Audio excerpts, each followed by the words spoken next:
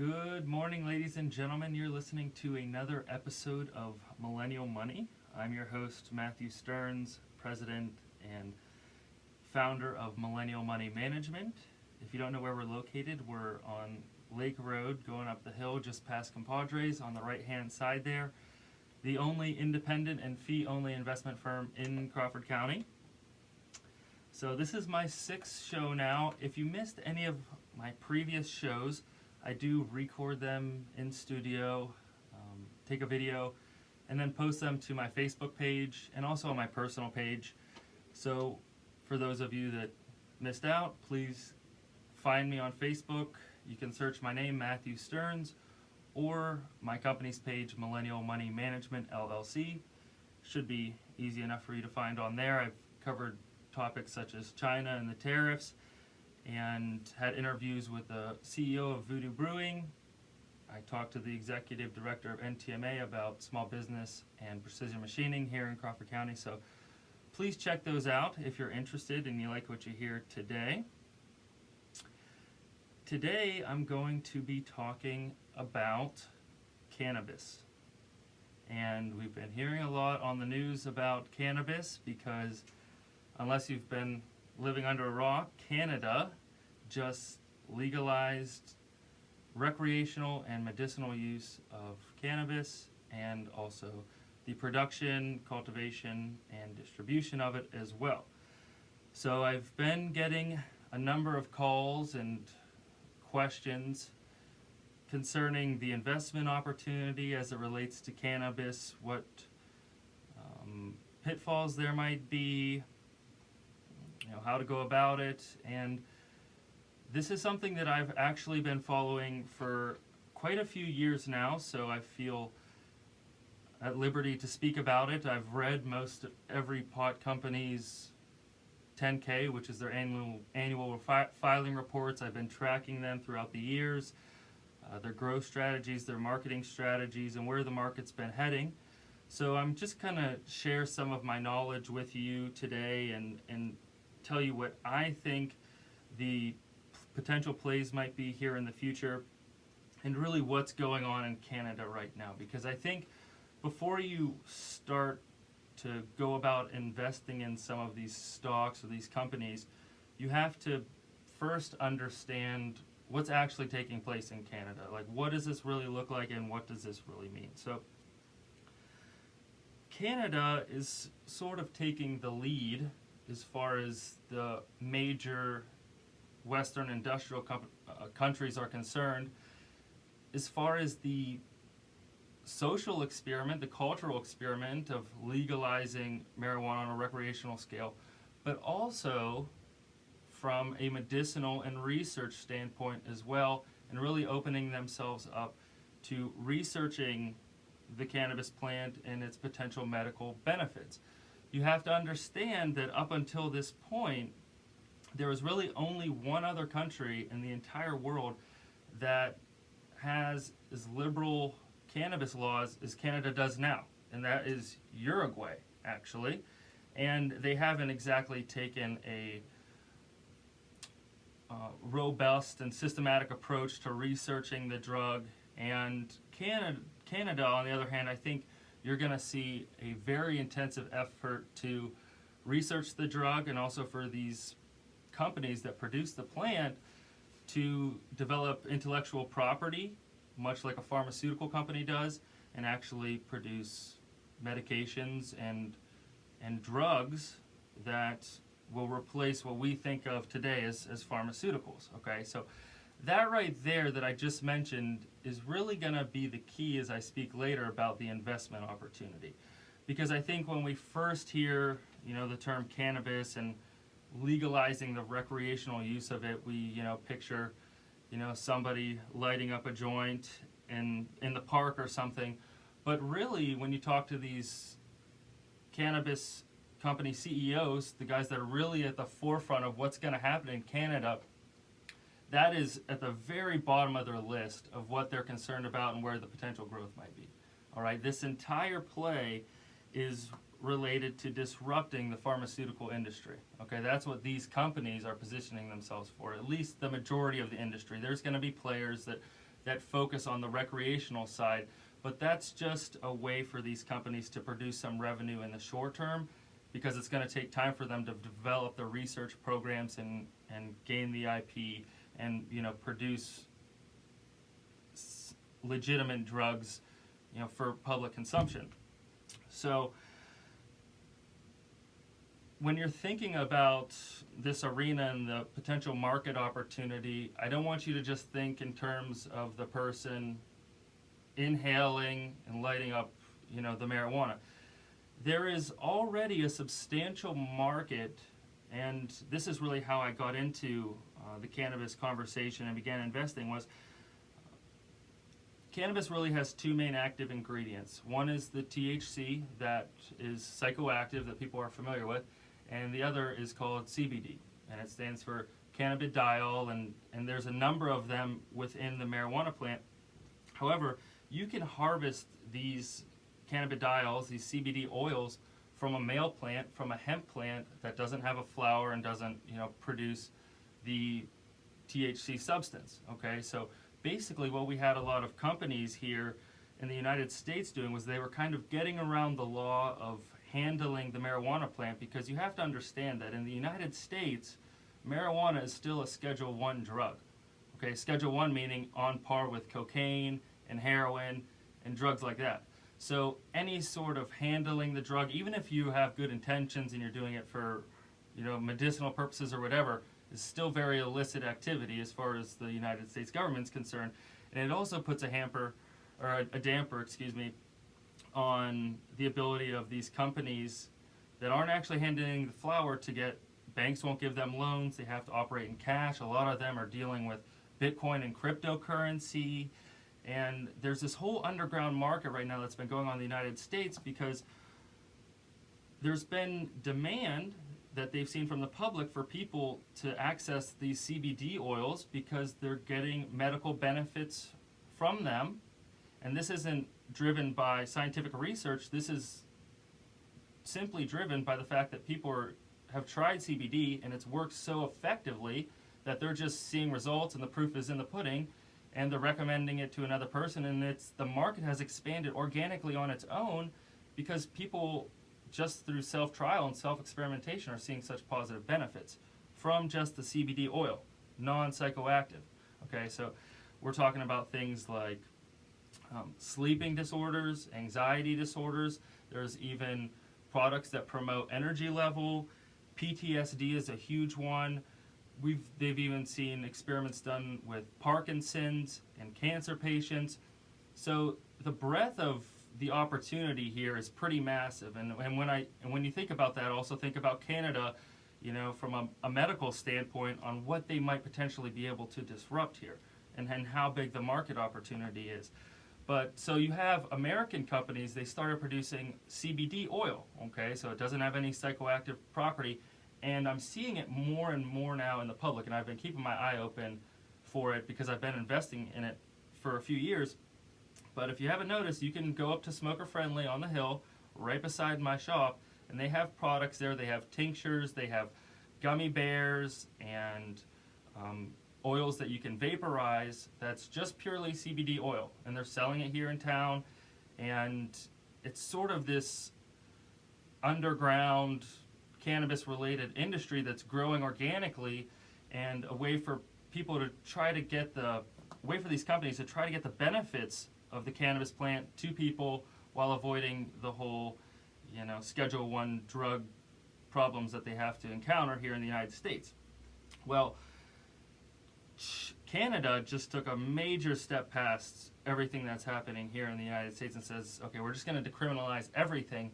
And oh, by the way, because we want to push criminals underground because we're still unhappy with the market of illicit drug trafficking, we're going to make all the tax go to the state and federal governments. So that means that if we catch people selling marijuana illicitly on the street, you're effectively interfering with the federal government and the state's financial affairs, which is a big deal.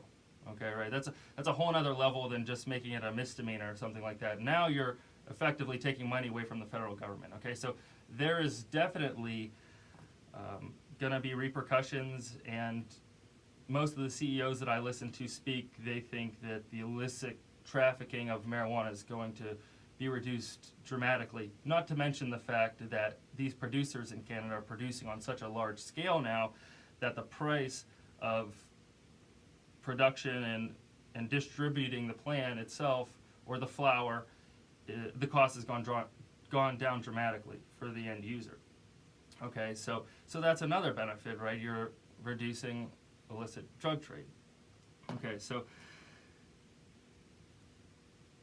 one place that I monitor what's happening with these marijuana companies, and a good place for the listeners on here to start if they just want to start thinking about it, is going to the website marijuanaindex.com.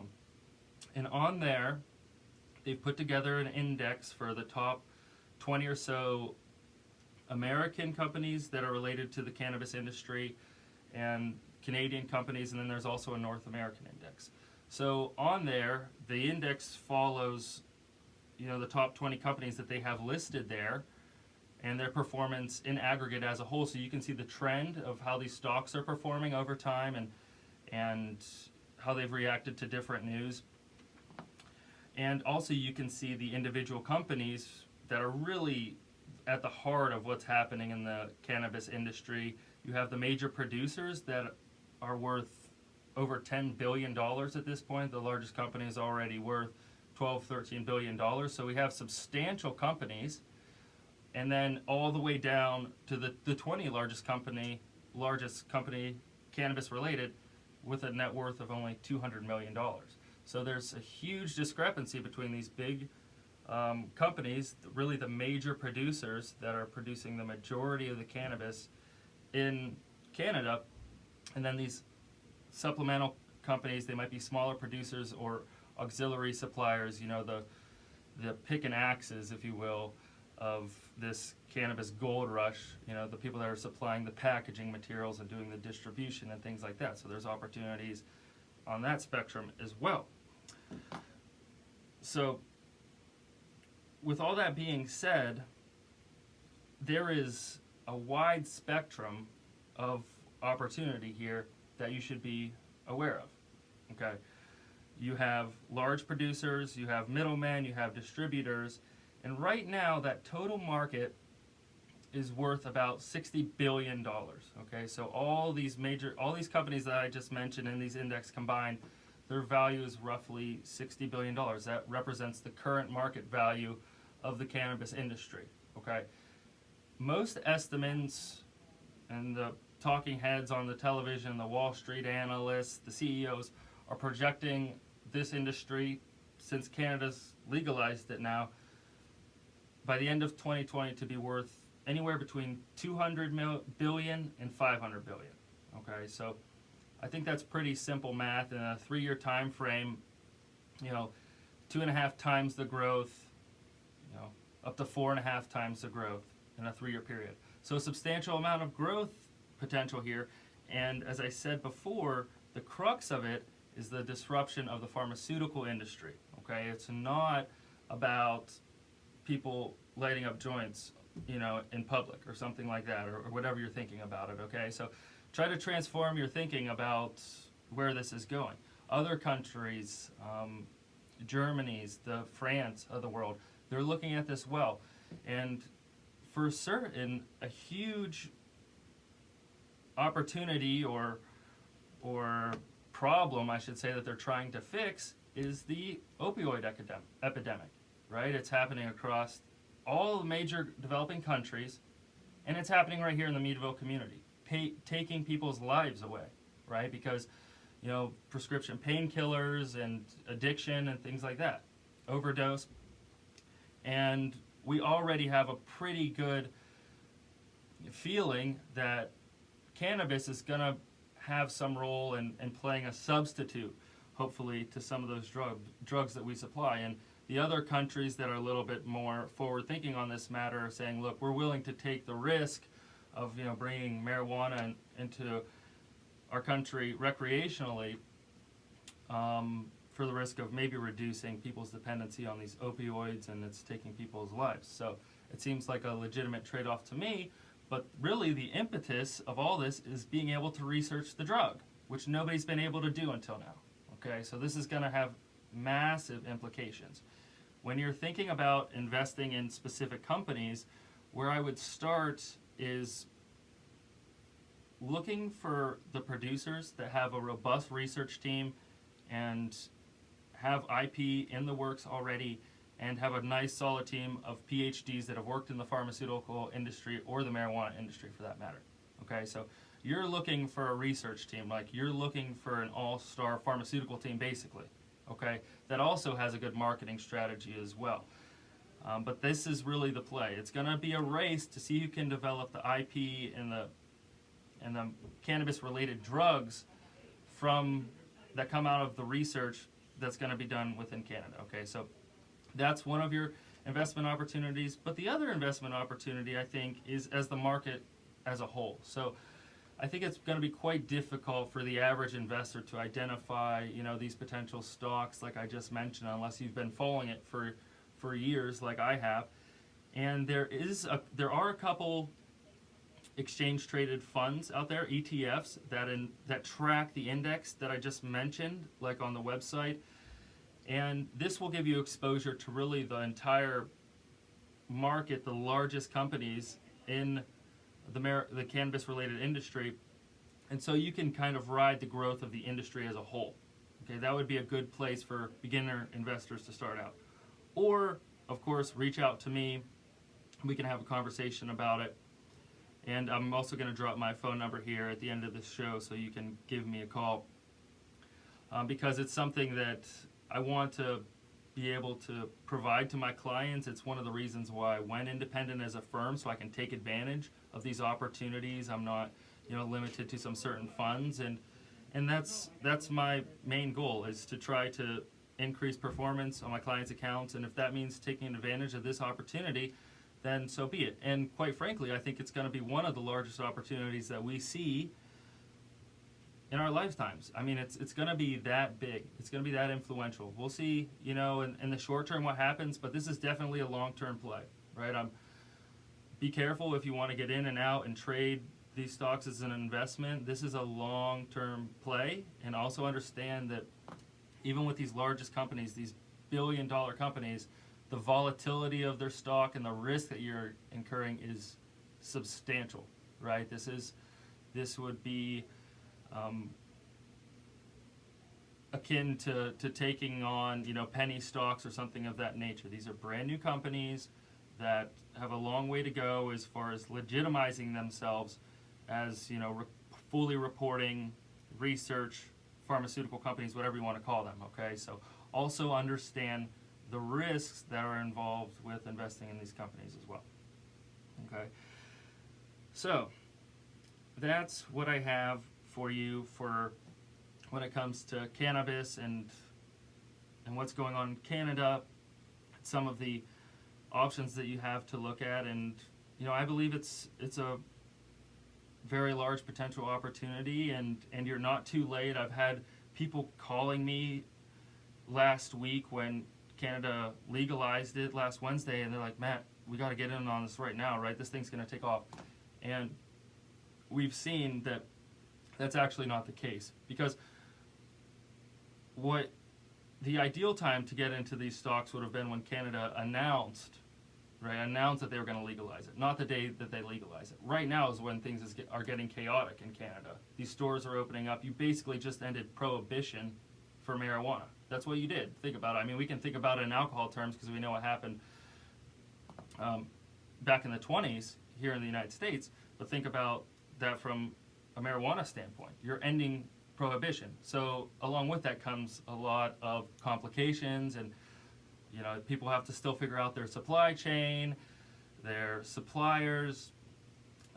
The retail stores have to get set up and figure out, the capacity that they need. The producers need to figure out the capacity they need to produce at. So there's gonna be a lot of road bumps. All right, don't feel like you have to dive in head first like this week, like as soon as you hear this show, right? Because the smart money's already been in for 18 months.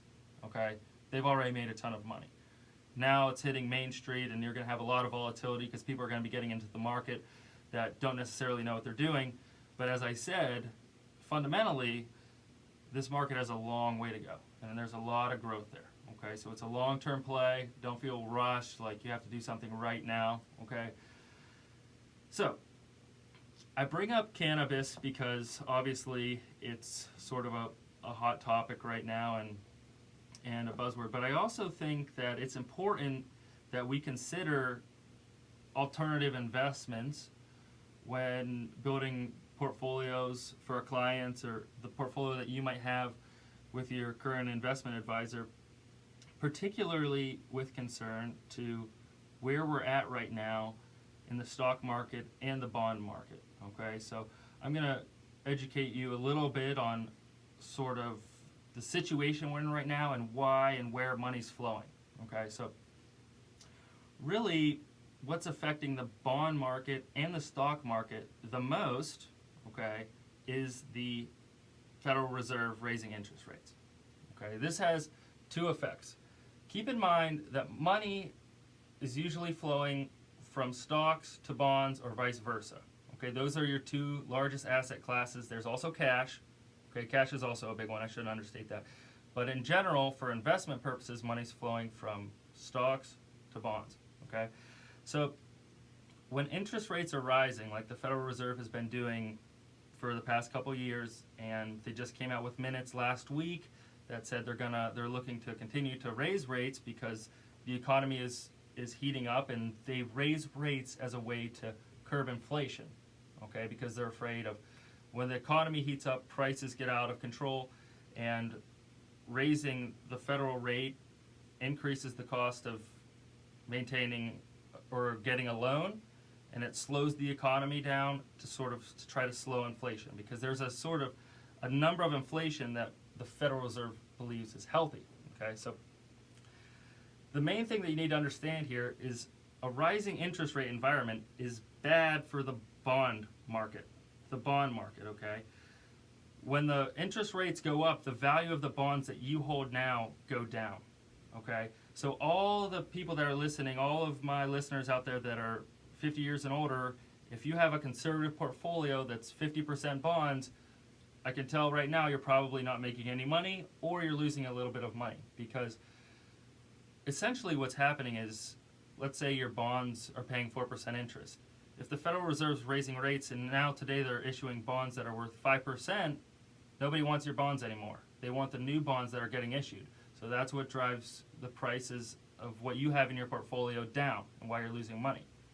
Now, people think that the stock market has really been going gangbusters, and we've been on this bull market for too long, and it's just been going up and up and up, and when's it gonna come back down to earth? But let me remind you of what I just said. If money's not flowing into bonds, where's it going?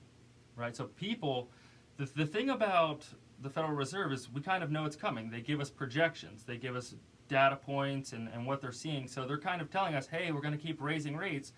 So we know that the money shouldn't be flowing into bonds right now, right? You want to wait until they quit raising rates and then buy at those higher interest rate levels, okay? So the money that's not going into bonds is going into cash, if people are really afraid of the stock market, or it's going into the stock market. So that's what's giving the market a little bit of a tailwind right now, and why we're seeing the market still tick up. Yes, there's turbulence because people think it's overvalued in some sectors, and that may be correct, but realize that what the Federal Reserve's doing is affecting the bond market and, in effect, affecting the stock market. Of course, there's other factors affecting the stock market, like the economy is expanding right now, all-time low unemployment, earnings are at a record high, but fundamentally, these people on Wall Street are worried about the bond market. And I know that's sort of an advanced topic for Main Street, but just realize what's happening when the Federal Reserve's raising interest rates. It's bad for your bonds, and it's pushing money still into the stock market, even though it might be a little bit overvalued, right? Because if that's where all the money and the momentum is, that's where the money's going to flow. Okay, so those are my thoughts about the current market, and why I tie that into cannabis is because there are alternative investments out there that you can seek out that aren't your traditional bond fund, that aren't your traditional stock fund. There are ways to diversify your portfolio with the addition of, maybe a cannabis related fund, or looking at adding some precious metals to your portfolio, or exposure to oil that's been going up in price. Okay, so now's the time to start thinking about those things and ways to be a little bit more agile in what's happening right now with this rising interest rate environment that hasn't really happened since the 80s. Okay, we've had declining interest rates for over 30 years. Okay, and people don't know what to do with it now because it hasn't happened in so long. So go back and look at what happened in the late 70s and 80s and how the stock market responded to interest rates spiking through the roof. Okay, and that'll tell you what you should expect. Okay, so go to your investment advisor and say, hey, what are we doing to sort of counteract these raising rates? How's my portfolio being affected? I want you to explain it to me. Are we doing anything creative, to diversify some of this risk away? And unfortunately, a lot of the people that I see coming into my office and showing me their portfolio, I haven't seen any signs of that. And I'm not sure why it is, but I would advise you to go ask your advisor and get his opinion on it, and make sure that they're adding value in that way. That's what they're there for. And if they can't do that, if they're not capable of that, I mean, it's one thing if they have a different opinion, and that's okay. People have different opinions than what I just told you. That's one thing. But it's important that they at least show the willingness and the flexibility to do so. Because if they're not, what are you paying them for, right? So that's my 2 cents on cannabis and what's happening in the market today. As promised, I'm going to share my phone number so you can reach out to me. So I'm going to give it to you now. My number is 814-853-3379. 814-853-3379. Give me a call, reach out to me on Facebook, direct message me, whatever you want to do. I'm available anytime, and I look forward to talking to you guys about this. It's something that I've been following for a long time now, and hopefully, you can take advantage of what's going on in the markets right now. So that's all I have for you today. Thanks for tuning in, and we'll see you next time.